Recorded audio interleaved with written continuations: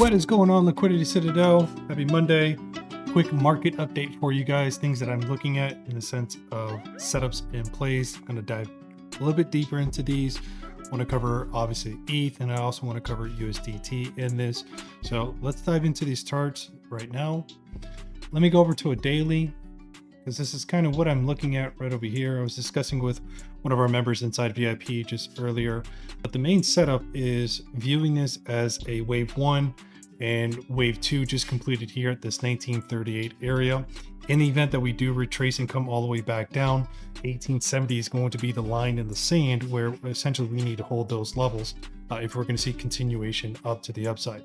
But the way that I am looking at this are two different folds. Obviously, after a wave one, we're going to have some type of correction. You can see the ABC that I have highlighted right here. I'll actually make that a little bit bolder so it stands out a little bit more. So looking at this as an ABC right over here, coupled with that, if this in fact was wave two, then it makes more sense for us to come back and revisit this area, because we do have a 9 failure that sits inside this realm. And we do have a fair value gap that sits right inside this zone. So taking that area for liquidity, filling that imbalance will give us that continuation and upthrust that we would see for wave three. Wave three is going to be very impulsive, so I'd be very careful with your shorts. And if you are going to be shorting them, I'd be looking to treat them as scalps. Now, we did take some longs and take some shorts today, a little bit of a funky day altogether, but really in and out.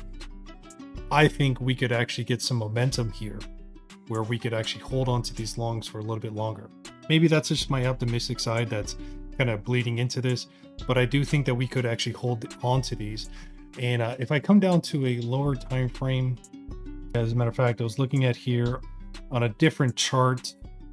I was actually looking at it here on a 4-hour.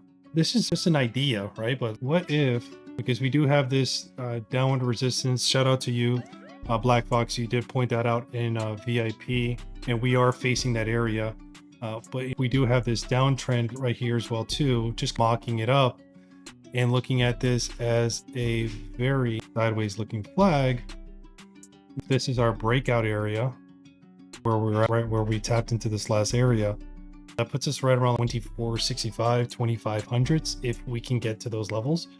And for me, that would make sense, because if we can take this area for liquidity and move higher, then that's a continuation setup. So right now, the major key for us is to break this downtrend that we see, or we're going to revisit back down to these areas, possibly even sweep that 1938 and maybe even get down into these areas. So if we do see a breakout here from this area, I would be looking to add back to my longs inside of that zone. Now let's go over to USDT real quick.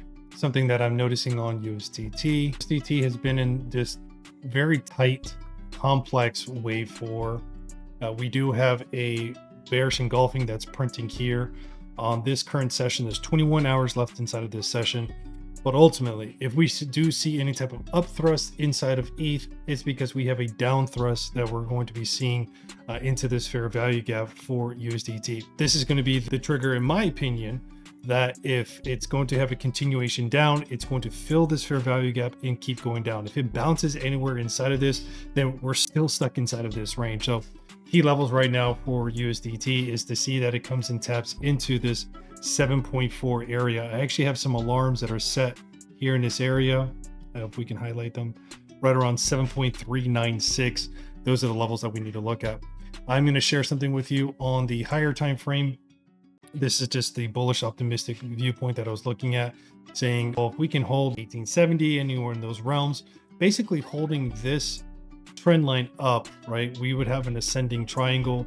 And from a Wyckoff perspective, we would be entering into phase E. Phase E has not been confirmed yet. We would need to start to see expansion, but ultimately we do have several tests here. We have a secondary test here. We have another secondary test that sits inside this area. So right now we're looking for a spring. I don't think that we're out of the woods yet. Even if we get to 2400s, we can get to 2400s and retrace all the way back down and sweep February lows. That is still on the table. I'm not taking that off the table for us.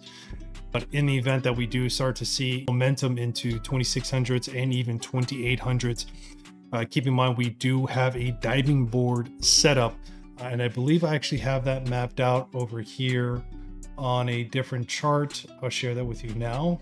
and it's the bottom of this diving board right over here. So if we can tap into the bottom of that diving board, because from a diving board perspective, if you're utilizing that pattern, 71% of the time we do revisit that zone. So if we revisit that area and we start hitting resistance and start breaking down, then the probability of us sweeping the original plunge, which was February low of 1740s inside of that area, start to grow exponentially. So I wouldn't be looking to re-long that area. I'd definitely be looking for the short. It'll be a swing short, and then we'll be looking for new lows. But ultimately, as of right now, just looking at the daily for ETH and going into this setup, as I said before, I think we hit a wave C here inside this area. As a matter of fact, let's go ahead and do something here. I haven't put this on my chart just yet, but I'll do that here with you guys. Let's look at these fib levels real quick. And let's just get a gander and see if we did reach wave C levels. And in fact, we did. We actually came to this 1.272 level. I'll increase that so you can see it visually. I'll take off this additional noise here for you guys so it doesn't get in the way. So we did tap into these levels right over here. And this 1.272 level lines up with the wave 2 level of 0.76. So typically when you have a correction wave, it's going to line up with wherever your correction wave point is going to be. So correction waves being either wave 2 or wave 4. And so being that we have a wave C, that gives us confluence, at least for me it does, saying, well, we're reaching into these levels that wave 2 is done. And if we continue to see upthrust, then we're inside of that wave 3. That's why I mentioned you have to be very careful on these shorts if you choose to short inside of this area. Outside of that, if you guys have questions for me, confusions about the setups, how to enter, things of that nature, please post them inside of the war room. I'll be doing more classes as we go through the course of the week. I have something special set up for you guys going into the month of April with more education. So if there's something that you're struggling with when it comes to either charting or execution or even risk management, start putting them inside of the war room. I'll be sharing those ideas and going into more detail about some of those concerns and looking for solutions for you guys. Other than that, hopefully this information serves you guys well. Be safe, be profitable, and above all, God bless you guys. I'll catch you guys soon. Peace.